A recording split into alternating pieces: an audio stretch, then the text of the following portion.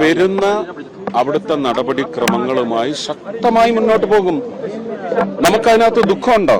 നമ്മൾ അതിന് ഓൾട്ടർനേറ്റീവ് കണ്ടെത്തണം. ഇതൊരു ഓൾട്ടർനേറ്റീവാണ്. അതിനെ അവർ എതിർക്കുന്നില്ലല്ലോ.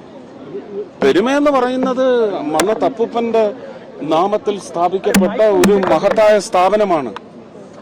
അത് നിങ്ങൾ ആഗ്രഹിക്കുന്ന രീതിയിലേക്ക് നടത്തുന്നതിന് കാലം പ്രവർത്തിക്കും. ഓർഗാനിക് ആയിട്ടുള്ള കോസ്മിക് ലോ ഉണ്ട്. ആ കോസ്മിക് ലോ പ്രകാരം അതിന്റെ ശുദ്ധീകരണം എല്ലാം നടന്നോളും.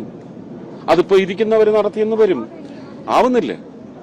ഇലക്ഷന് ശേഷം വലിയ ശുദ്ധി നടന്നില്ലേ? ഇല്ലേ? അതുപോലെ വരട്ടെ. പക്ഷെ അതിനെ നമ്മൾ ഡൈല്യൂട്ട് ചെയ്യാനോ അതിന്റെ ശക്തി മറ്റു ചില ഉദ്ദേശങ്ങൾക്കായിട്ട് അത് തകർക്കാനായിട്ട് ഇറങ്ങണ്ട. അതിനേക്കാൾ അയോഗ്യമായ ഒരുപാട് കാര്യങ്ങൾ പുറത്തുണ്ട്.